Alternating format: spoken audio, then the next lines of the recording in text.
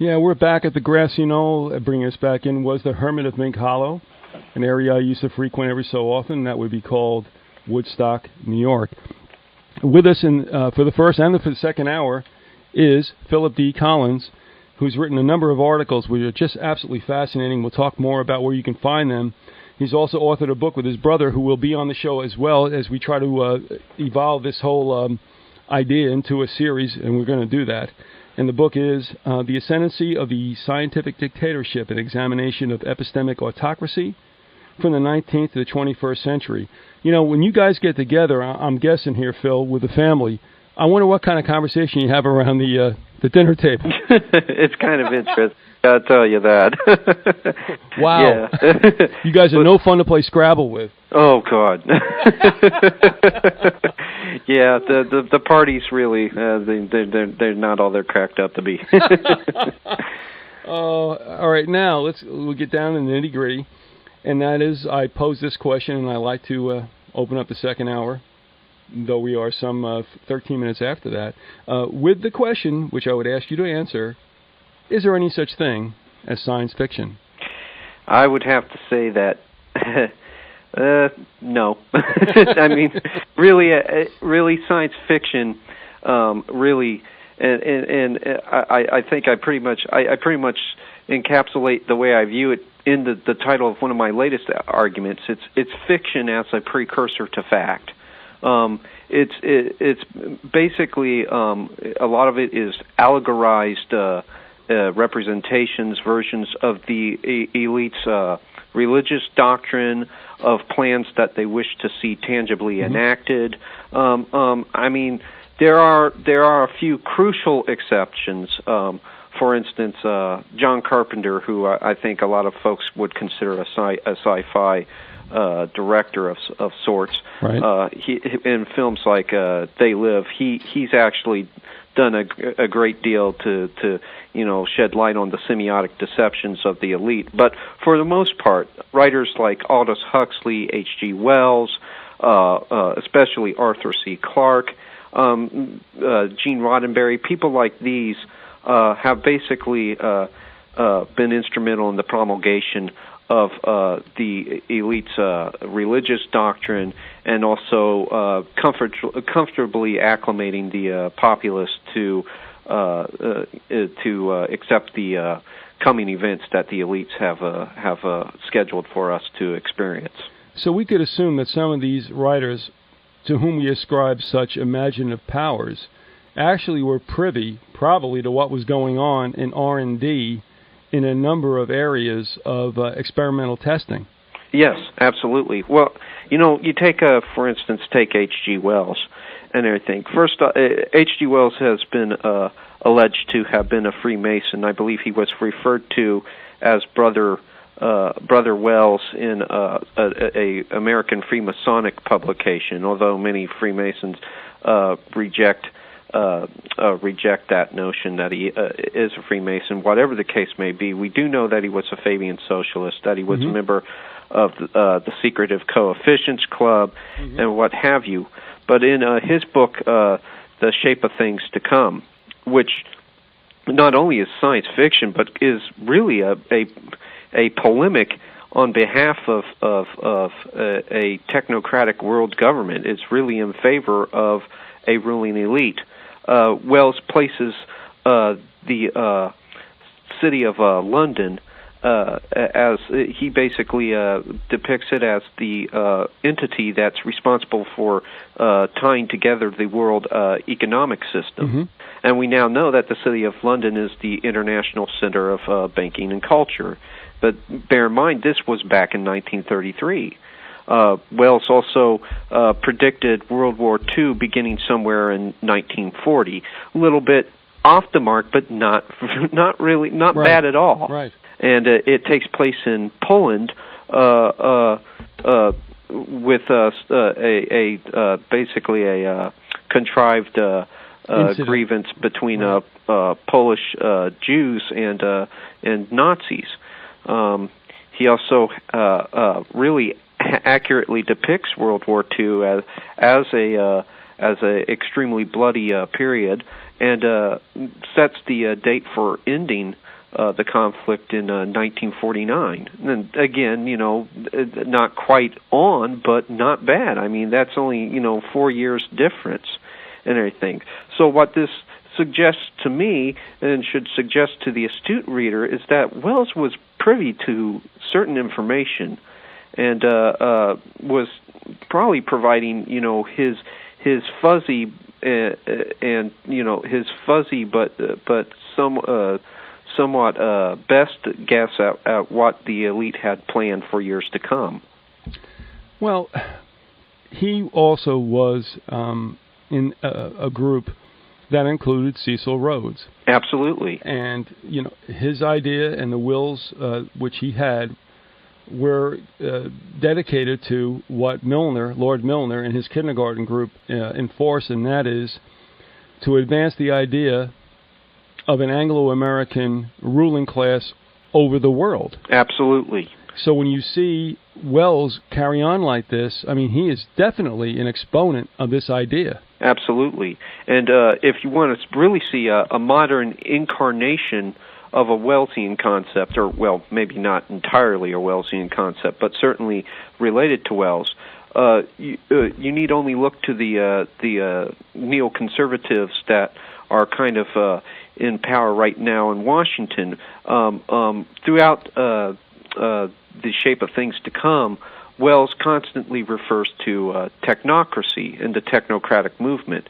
Well, the technocratic movement witnessed a rise during the 30s, and it was thanks in part to the support of the technocratic movement that FDR came to power, and with FDR came the just rampant growth of big government, the just prolific compartmentalization and bureaucratization of government, which the technocratic movement are just avid proponents of. And then, of course, you have under the FDR administration the affixing of the Great Seal to the dollar bill. So, I mean, basically, basically, the whole FDR New Deal period could be considered a technocratic episode in the history of the United States. It probably signaled America's transformation into a functional technocracy. But at any rate, if you read Technocracy and the Politics of Expertise, which is by an excellent author named Fisher, in it he refers to neoconservatism as a form of technocracy, and that it's conservative technocracy, but technocracy nonetheless. And so that's what we have in power now is a clique of technocrats. Well, what I look at what's happening now, and I would assume that it's meant to be, as you and I understand. Sure. I mean, I don't care who. We're not Republican. We're not Democrat. No. We just know that whoever's in there has got to do what they have been dispatched to do. Absolutely. What I find interesting is, and I'll throw this out to you, and that is, on one hand, you have the neocons, which remind me of Trotskyite communists. Absolutely. Right. And then on the other side, you get the Democrats, which are also communists in the same sense, but they just do things more like gently. Sure. But well, it's interesting that you basically pose the neocons as analogous to Trotskyist Crystal, who's considered the godfather of neoconservatism. That's Daddy Crystal, right? Yeah.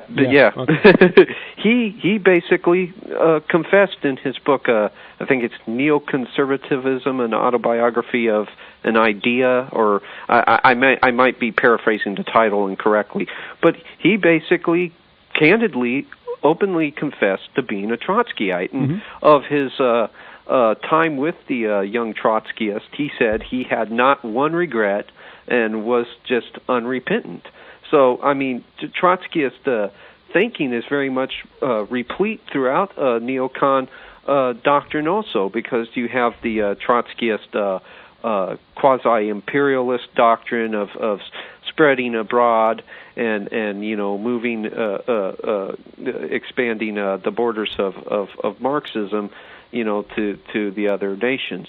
And I think it's important that people catch on to that, because so far the left wing, while the left wing has done some pretty good jobs in exposing the neoconservatives, they have kind of hastily dubbed them anti-communist, pro-American elements, and that's completely and totally disproportionate with reality. It doesn't take a genius to tell you that a lot of what they endorse is statism, which statism and some variant of Marxism, right, and everything. So again, there's nothing pro-American, nothing anti-communist about them. Well, one of the things on the website I do this thing called book retorts. I'm playing around with the word book reports, and I'm not trying to tell people what they should think. I'm just saying go check this out, and here's some tidbits. Sure. But one of the books that are up there is William Z. Foster's Toward Soviet America, written in 1932. That's a great date to remember, because in it he talks about this is what's going to happen to the United States. And guess what? Through Frankie's reign, it happened. Yeah. Even the latest, I guess the last element that finally came to fruition was the creation in the late 70s of the United States Department of Education. That's right. But the thing is, when you read somebody who's writing this in 32, just before this all was to take place, you have to say to yourself, come on now, listen, there are conspiracies. Don't, give me a break. Yeah. And this is where you see them. And what I have to laugh at is when I talk to people and we have discussions, I'm saying, okay, so you think we're free because every one of our agencies is entitled federal. Yeah. But when you look at Russia, you look at Soviet this and Soviet that or whatever it should be, and you're saying, oh, those poor people are in servitude. Hello? The thing is, federal and Soviet, it's all the same deal. Yeah, it's the same. Different operating jargon for the same thing. Right. And it's interesting that you brought up science fiction earlier, and we're talking about FDR and how FDR's New Deal really facilitated America's metamorphosis into a functional technocracy. It's interesting because FDR loved the literature of Edward Bellamy, who was a member of the progressive movement. Yeah. And they were kind of, I guess you could call them precursors to the technocratic movement. Okay. But he loved, in particular, a book entitled Looking Backward, which was science fiction, or science fiction in quotes. Yep. And in Looking Backward, Edward Bellamy presents a future society where you have basically a monolithic governmental machination that basically coordinates and directs society and a rule by experts, and all nation states have been amalgamated into a global superstate. Mm-hmm. And so then, when he was delineating his plan for economic recovery, nodding to Bellamy, FDR wrote "Looking Forward." So you see, you have Bellamy who writes "Looking Backwards" and everything, and "Looking Forward" was the best way that he could give his literary nod to somebody who would basically inspire him and inspire some of the policies of the New Deal. Yeah, and not to cast aspersions against the Bellamy brothers, who are a Florida rock and roll group who had a couple of hits. And the Bellamys I'm thinking about with Francis and Edward, they were not brothers. Was it a cousin situation? I'm not quite sure. But I mean, the whole Pledge of Allegiance was created by one of the Bellamys. Yeah. And it's all about, pledge your butt to the state. It's like, no, that is not what the Constitutional Republic of the United States was about. No. Well, in the original, saluting posture that the person who recites the Pledge of Allegiance was supposed to assume was, instead of right hand over heart, right hand extended, in much in the same fashion that the Nazis extended their hand in the proverbial Sieg Heil salute.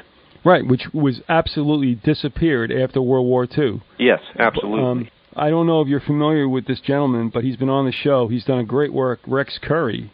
No, I sure am not. Well, I'll send you that email because he has chronicled through many, many letters and documents and photos how this whole pledge was basically Romanist in its origins with the hand extended and continued on. And so...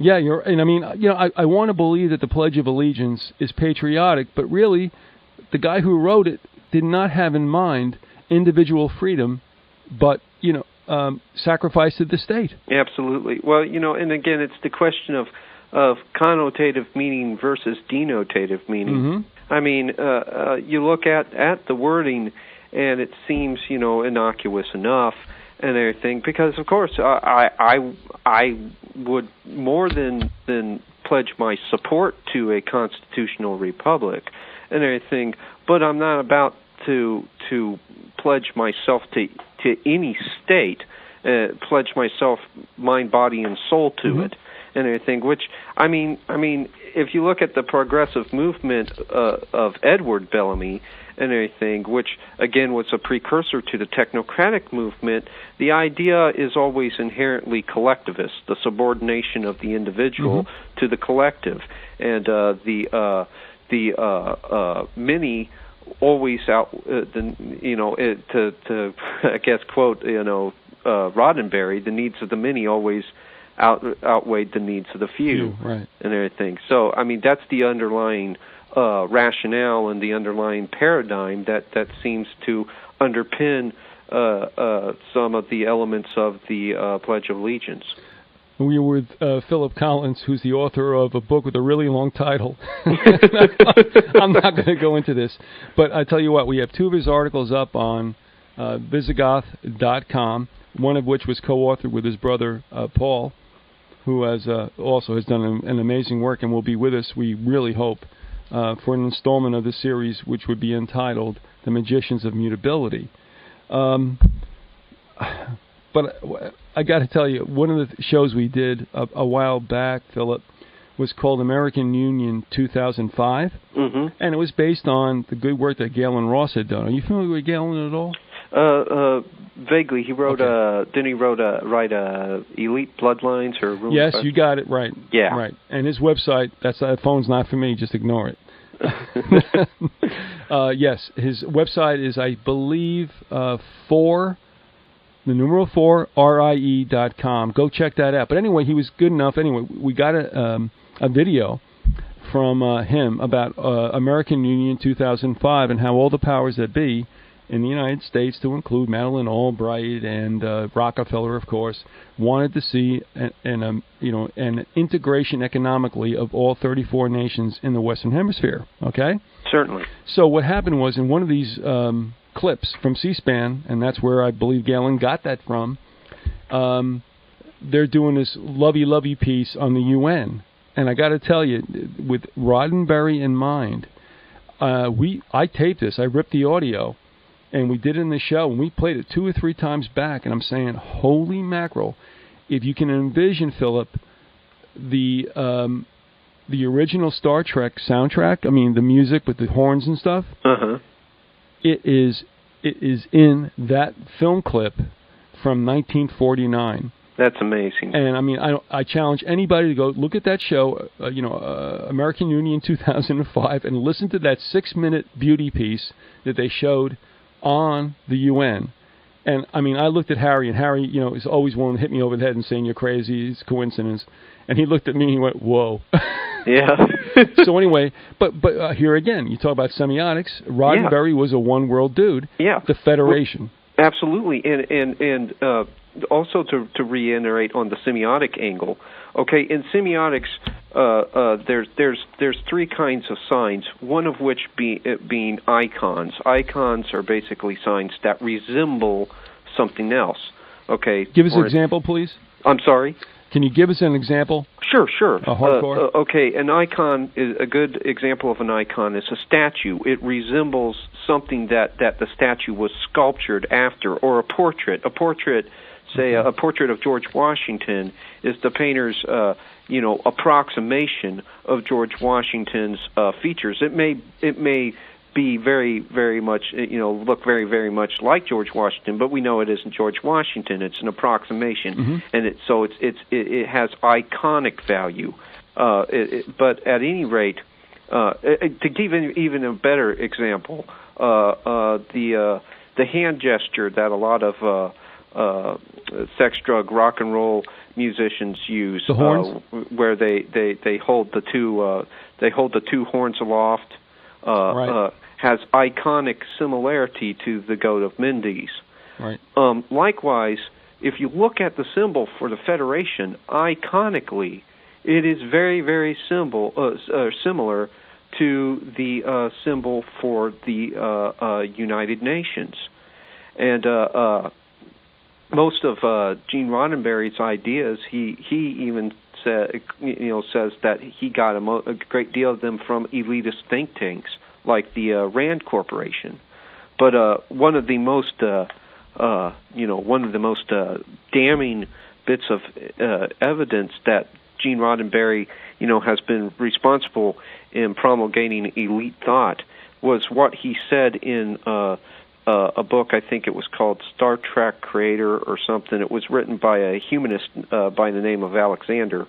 But in it, and I'll quote him now, he said the following: "As nearly as I can concentrate on the question today, I believe I am God. Certainly you are. I think we intelligent beings on this planet are all a piece of God, are becoming God," unquote. And that is the core of the elite's Luciferian religion, the core of the elite's Luciferian doctrine. And it's just pervasive throughout science fiction literature. It's pervasive throughout Star Trek, pervasive throughout Star Wars. In Star Wars, you have, for instance, in the Phantom Menace, the character, the central character, Anakin Skywalker, is birthed via virgin birth. In it, they talk about this element called the metachlorines, which bind all life together, and they say that in the instance of Anakin, the metachlorines birthed themselves. Well, that's kind of like that's very Darwinian, because that's abiotic or abiogenesis and everything, and that again returns to an older occult concept, which was central to the Kabbalism, and that occult concept is that of the golem. The golem being an artificial man, a living being spawned from non-living material. Right. And the idea is that there is no separation between the living and the dead. There is no separation between non-living matter and living matter. And you see this type of thinking also evident in the Gaia hypothesis, which was presented by Lovelock. Essentially, Gaia, the Earth goddess worshipped by a great many of the radical environmentalists, is a Kabbalistic golem and everything. But it's also evident in, again, the sci-fi themes of virtual reality, cyber survival. It's evident in those where you have, for instance, Terminator or Terminator 2. The machine develops sentience. All of a sudden, this non-living being, because it's a machine, develops sentience, that becomes self-aware, self-conscious. It's basically a golem, and I believe even an old a Kabbalistic priest of some sort. I'm trying to remember his name, but I can't remember his name. But he referred to computers as the modern day golems and everything. And this sort of thinking is just pervasive throughout science fiction literature, and is the thought that we're being inculcated into to accept. All right, now let us get into about the scientific dictatorship. Sure. And I think it's so key, and this is the one thing that when I saw it, I just like absolutely scrapped around the internet to try to find where I could get in touch with you. Because Harry and I, with this show, and what we're doing is not innovative. I mean, we just see what we see as well, and we resonate it.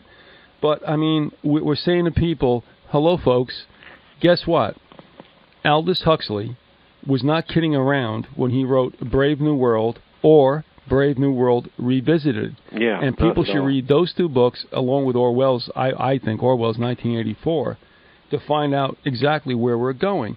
And the scientific dictatorship was a term that he did use, I believe, in Brave New World Revisited. Yes, and correct. I heard it also on that speech he gave at Berkeley, which is up on the net and for people to hear, called The Ultimate Revolution. Did you listen to that at all? Yes, I sure did. Yeah, he referred to I believe he referred to Nazi Germany and communist Russia as scientific dictatorships during the course of that lecture. Yeah, soon to come to a neighborhood near you. And I mean, are we not seeing this? I mean, now, give me your take on Brave New World, and we'll take it from there. Go ahead. Sure. Brave New World is basically a thinly veiled roman en clef. Roman en clef is basically a literary genre that has veiled truth to it and everything. But it would appear that the idea of a scientific dictatorship certainly didn't originate with Huxley. Aldous Huxley is yet another person who has been alleged to have been a Freemason. He's also was a member of a secret society known as the Children of the Sun, which was occupied by the children of Round Table members and everything. But and he was also mentored by H.G. Wells, and H.G. Wells's concepts of a technocracy, no doubt, probably rubbed off on Huxley and everything. But basically, the concept is that science is used as an instrument for the sculpting of human civilization. Right. And again, returning to the original root of scientia for science, meaning knowledge, you could pretty much characterize this elite as an epistemological cartel and everything, being that they've cartelized knowledge and everything. And of course, President Eisenhower, in his very, very famous farewell address, right. Everybody always listens to the segment of that where he refers to the military-industrial complex. But the one quote that they miss out on is where Eisenhower says the following. He says, quote, "Yet in holding scientific research and discovery in respect as we should, we must also be alert to the equal and opposite danger that public policy could itself become the captive of a scientific technological elite," unquote. And so the idea is a society managed by a technological scientific elite, and also wielding science as the proverbial magic wand over mankind. I mean, again, we normally take what scientists tell us as gospel, and like the shaman of a tribe, the shaman tell the tribe, well, the gods did this, the gods do that, and the gods tell you to pay homage to me, this, that. Who knows why? I do, because I'm the shaman. And it's interesting because in an issue of Scientific America, Michael Shermer wrote an article titled "The Shamans of Scientism," or the shaman of scientism and everything. And in it, he basically said that the scientists were to act as the new myth makers for a brand new age. I don't know who I sent this to, and as I talk this out, perhaps I'll remember. It was a female.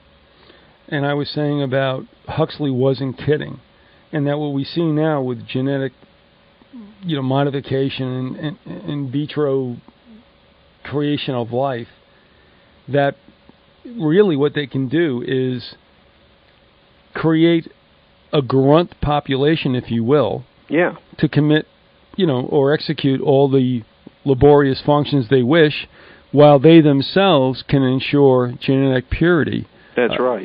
Is that what you're seeing also? Yes, absolutely. I mean, that's especially evident in the eugenics movement. The eugenics movement, basically, eugenics is derived from the Greek word for well-born, but it was a term coined by Sir Francis Galton, who, surprise, surprise, was Charles Darwin's cousin, and also received the official sanction of Charles Darwin. Before a lot of evolutionists like to play off eugenics as this ugly little aberration that attached itself to evolutionary theory, but that's not so. At any rate, the eugenics movement was largely responsible for the emergence of the organization that we now call Planned Parenthood. And now today, we, of course, how many babies have been aborted and everything, but not many people are aware of the fact that Margaret Sanger was a proponent of eugenics, proponent of the Nazi eugenics projects. One of the people who wrote for her publication, the what was it called, the Birth Control Review, was none other than Ernest Rudin, who was instrumental in the assembly of Adolf Hitler's racial hygiene programs. And when Aldous Huxley presents this breed of genetically the genetic overclass, he's not. This isn't by any means a fictional concept, and he isn't by any means innovating. This isn't a concept that originated with him. He was in and amongst people, elitist thought, who believed in the existence of a superior stock. His own brother, Julian Huxley, also was, who was pretty much the mastermind behind UNESCO. That's right. Endorsed the use of eugenics and basically said, well, hopefully in the future. Now I'm paraphrasing him loosely, but in the future, hopefully that which man considered unthinkable will at least become thinkable. What we've lost sight of, obviously, because our generation, born post-World War II, for the most part, had no relationship to as far as being alive and remembering these things, and of course it's been sanitized from our history books and otherwise. There was a mounting desire for eugenics and euthanasia prior to World War II, where they would take a look and say, well, look, your family are just hereditary criminals, so we're gonna make sure that you don't have any seed. So they would sterilize you. Yeah. And then, I'm sorry. No. I mean, you were on board with that, right? I absolutely. I mean, you look at all the segments of the population that Margaret Sanger, termed morons, genetically inferior. I mean, good grief! It was like it was the African Americans. It was the Native Americans. It was the Jews. Sir Francis Galton himself, who basically developed eugenics. He said that the Jews were a major problem that had to be basically wiped out and everything, and only through selective breeding and the the banning of procreation within certain, segments of the population, we were going to be able to overcome this genetic threat that they feared. But that's basically the preoccupation. One of the major preoccupations within the elite is a preoccupation with a superior stock of man and a superior stock of blood. For our listeners and for my own edification, I will admit, the way I figure it, and tell me, what you think, I've traced through a number of books that it seems that, I don't know, Galton was related to Darwin, was he not? Who? Galton and Darwin were what? Absolutely, yeah, they were cousins. All right. Darwin preceded Galton, is that true? Yes. All right, so Galton comes up with this, but actually, what Galton forwarded was actually from Darwin's grandfather, wasn't it, Erasmus? Yes. And Erasmus Darwin was, in fact, a Freemason. And, there's a great deal to suggest that evolutionary theory itself and everything is really just derivative of the old doctrine of transformism that originated 6,000 years ago in Mesopotamia, in Babylon, in Egypt. And really what these men were doing were acting as transmission belts for the older ideas of antiquity. Right. And basically placing them in a contemporary context, in a more scientific context. The ideas, they're no longer overtly mystical. They are mystical in character, but they're no longer overtly mystical. They are instead sort of materialistic, but nonetheless occult. And they acted as basically the conduits for that strain of thought into the 20th century. And as we're entering the 21st century, we see that ideational continuum, that continuity of thought, is again undergoing a change with transhumanism, the idea and this post-human condition that man will become machine and everything, and again, which was semiotically gesticulated towards by several works of science fiction. So, yeah, absolutely. Well, I can't remember who the sister was that said, listen, they're serious, and they're going to breed a type of worker who doesn't need a lot of food and such. And I was like, I never thought of that. That they could really bring it down so explicitly to what Huxley had envisioned. But let me run through this real quickly because it leads to another thing that's happening today with this depopulation effort. So we have Erasmus, who comes up with these ideas.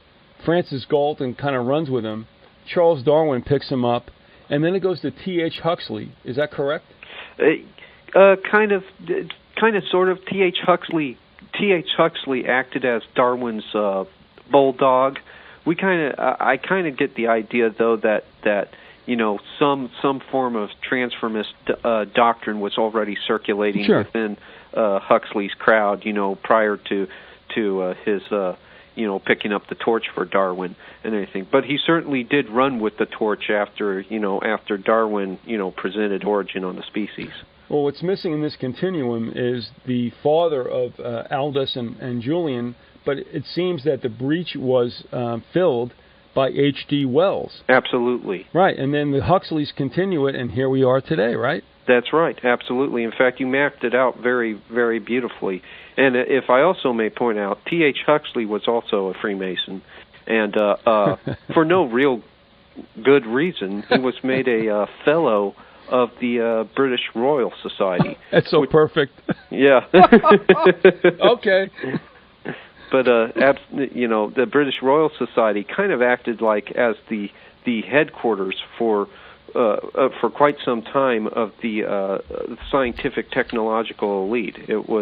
They acted as as basically, I guess you could consider them something of the antenna for the transmission of elite thought under the guise of science. When I try to tell people, and now I'm going to bring it to the present day, and that is, and we've talked about this, and you need not commit yourself to what I'm going to say, but we did discuss the fact that, peak oil I wouldn't have a problem with if it wasn't so inextricably connected to depopulation. It's like, okay, the deal's done, forget about it, this is the way it's got to be. And I don't believe, Yahweh would have put us on this planet to all of a sudden turn around and say, okay, I'm pulling the blanket out from under you. And it's not necessarily the Lord that's doing this, but obviously, technocrats. Yeah. But I'm sorry. Yeah. Oh, no. So all I mean is that when I hear peak oil, which I don't really believe to be gospel, me, sure, tied into population reduction, and this goes into the second paper that we have up on our site, it's like, oh, come on, folks. I mean, there's something beneath all this, and this is just not, this is banging a little bit weird on my ears.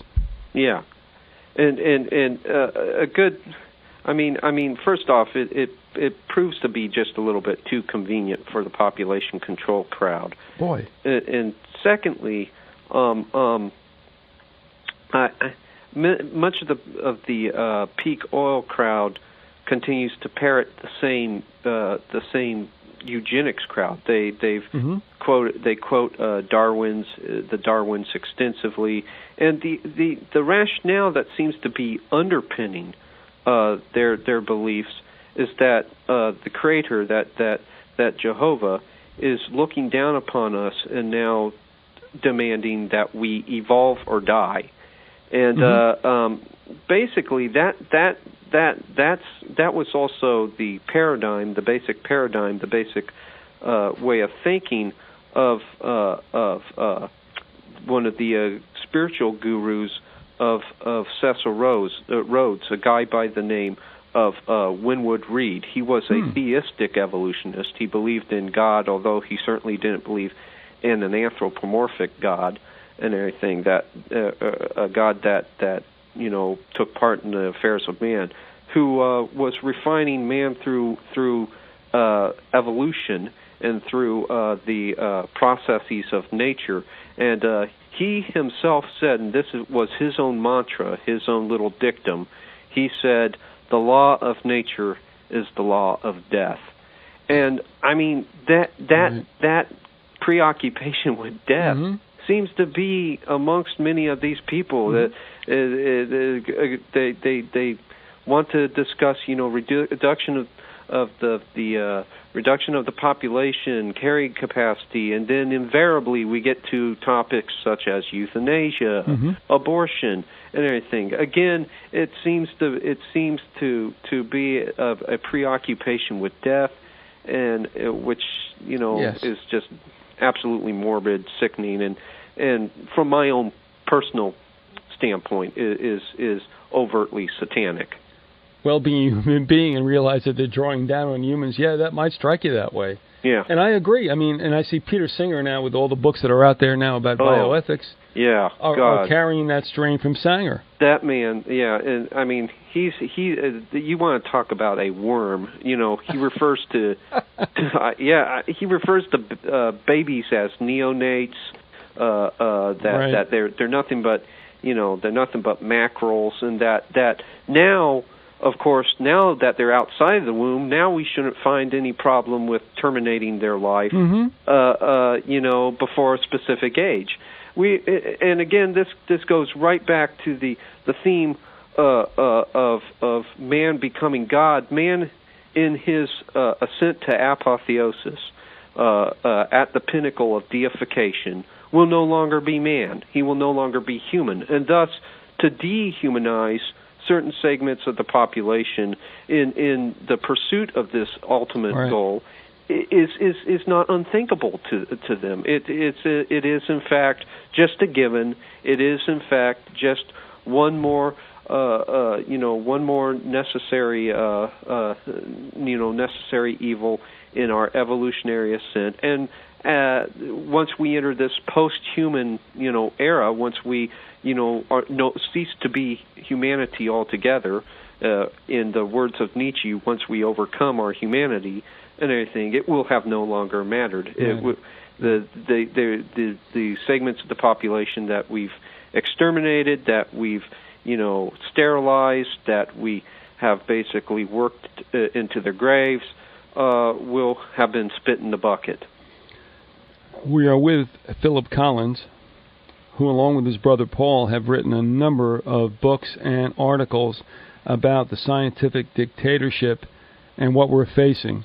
And really, we would like you to go to, if you can, for instance, the website biped.info, Conspiracy Archive, is that right? Yeah, conspiracyarchive.com. We have two up on Vyzygoth.com, and the book they've written, The Ascendancy of the Scientific Dictatorship, an examination of epistemic autocracy from the 19th to the 21st century. Sounds confusing, sounds convoluted, sounds high-blown, but I tell you what, it really does relate to every single one of us, and it's extremely germane to the shows that Harry and I have done, warning people that we have a class of people out there who have no compunction whatsoever about eliminating the useless feeders. Am I right on that, or what, Phil? Oh, absolutely, absolutely. Basically, if you really want to, get to the core of it and everything, it's basically, and this shouldn't come as a surprise with the popularization of films such as The Matrix and other science fiction films like that. This is like the new Gnostic era, because the idea is that man is basically a creature that's fettered by the demonic agents of time and space, and the only way to overcome these demonic agents is to overcome his own humanity, alter humanity sensate being through now today through technology, through science and everything, and eventually become that which he was not to begin with, and that was God.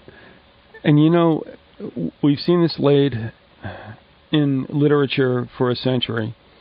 Absolutely. We've pointed out quite often to the Wells books and such, and but it's here today, and it's with us right now. Absolutely. And I mean, as much as we all love environmentalism, we don't want to pollute stuff. We have to watch out, as John Coleman warned, and as you wrote to me very astutely, that John had his niche out there, and he was correct. And in this case, I believe he's right, and that is watch out, because radical environmentalism wants to make sure you're not sustainable, so you can be basically returned to a certain kind of new feudalism. Absolutely. Well, if you look at one of the terms that I've heard circulated amongst radical environmentalists, really has very little to do with the maintenance of the environment, right, and everything, and that is the word reprimatization, where we have to reprimatize the land. Well, I mean, now of course this is me drawing from my own scriptural background as a Christian, but one of the mandates that the Lord set down for mankind was to take that which was primitive and take that which is barren and build upon it and expand on it. Now, I'm not talking urban sprawl. I'm not talking out of control techno industry and anything, but I am talking about shaping out of the wild civilization, and that seems to be ultimately what they oppose, is civilization itself and everything. I believe that one of the bumper stickers that they sport is it goes something like, "Do the earth a favor, or save Earth, kill yourself." I know. Well, that's it. Beautiful. So, I mean, this is just irrationality to the the 10th power. That's right. It's cute. Yeah. Phillip D. Collins has been with us. Please visit my website. Also, we've mentioned a number of times where you can read his articles. Phillip, are you still on board with doing a series with us? I sure am. Absolutely. You have to, because I'll get mad otherwise, Yeah. Right. And Paul will join us also. Certainly. This is absolutely seminal. Thank